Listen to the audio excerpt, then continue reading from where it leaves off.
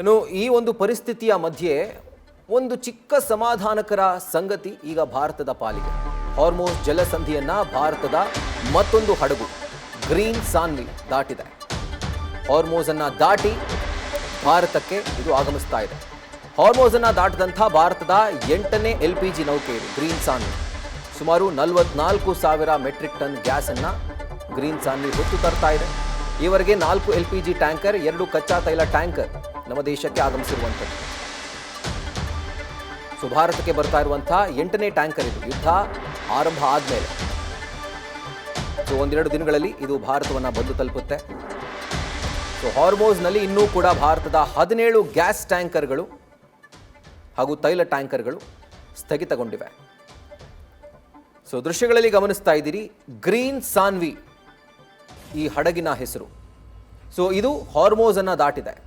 So Iran ಒಂದು ಮಾತನ್ನು ಹೇಳಿತ್ತು, ನಮ್ಮ ಮಿತ್ರ ರಾಷ್ಟ್ರಗಳಿಗೆ ಹಾರ್ಮೋಸ್ ಜಲಸಂಧಿ ಮುಕ್ತವಾಗಿದೆ ಅಂತ ಹೇಳಿ. ಸೊ ಅದರಲ್ಲಿ ರಷ್ಯಾ, ಚೈನಾ, ಇರಾಕ್, ಪಾಕಿಸ್ತಾನ್ ಹಾಗೂ ಇಂಡಿಯಾ ಈ 5 ದೇಶಗಳಿಗೆ ಮಾತ್ರನೇ ನಮ್ಮ ಹಾರ್ಮೋಸ್ ಜಲಸಂಧಿಯನ್ನು ನಾವು ಓಪನ್ ಮಾಡ್ತೀವಿ ಅನ್ನುವಂಥ ಮಾತನ್ನು ಇರಾನ್ ಹೇಳಿತ್ತು.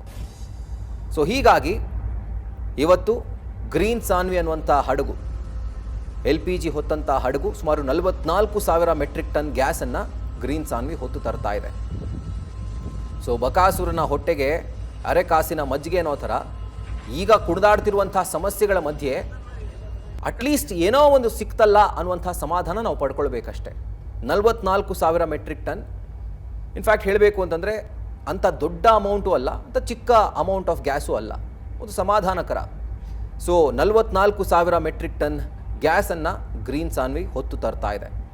ಸೊ ಇಲ್ಲಿಯವರೆಗೂ ಆ ಹಾರ್ಮೋಸ್ ಜಲಸಂಧಿಯನ್ನು ದಾಟಿರುವಂಥ ಭಾರತದ 8ನೇ ನೌಕೆ ಇದು, LPG ನೌಕೆ ಜೊತೆಗೆ ತೈಲ ನೌಕೆ, ಇದೆಲ್ಲದರ ಪೈಕಿ ಸುಮಾರು 8ನೇ ನೌಕೆ ಇದು. ಮೊದಲನೇದಾಗಿ ಶಿವಾಲಿಕ್ ಬಂತು ಮಾರ್ಚ್ 14ನೇ ತಾರೀಕು. ಇದಾದ ಮೇಲೆ ನಂದಾದೇವಿ ಮಾರ್ಚ್ 14ನೇ ತಾರೀಕು. ಜಗ್ಲಾಡ್ಕಿ ಸೊ ಇದು ಮಾರ್ಚ್ 25-26ನೇ ತಾರೀಕು ಬಂತು. ಪೈನ್ ಗ್ಯಾಸ್ ಹಡಗು ಇದು ಕೂಡ 25-26. ಜಗ್ ವಸಂತ್ ಇದು ಕೂಡ ಅದೇ ದಿನ ಬಂತು, ಸುಮಾರು ಆ ಟೈಮಿಂಗ್ನಲ್ಲೇ. BW ಟೈರ್ ಹಡಗು ಮಾರ್ಚ್ 28ನೇ ತಾರೀಕು.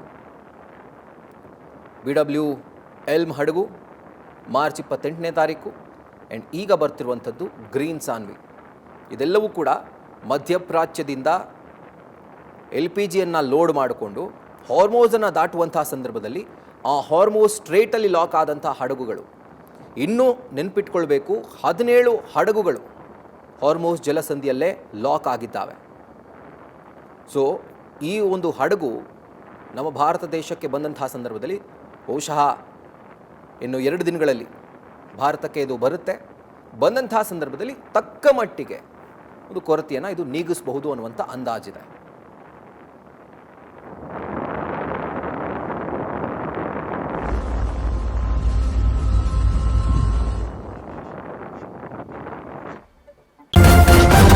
ನ್ಯೂಸ್ ಫಸ್ಟ್, ನಿರ್ಭೀತಿಯಿಂದ ನಿಮ್ಮ ಪರವಾಗಿ.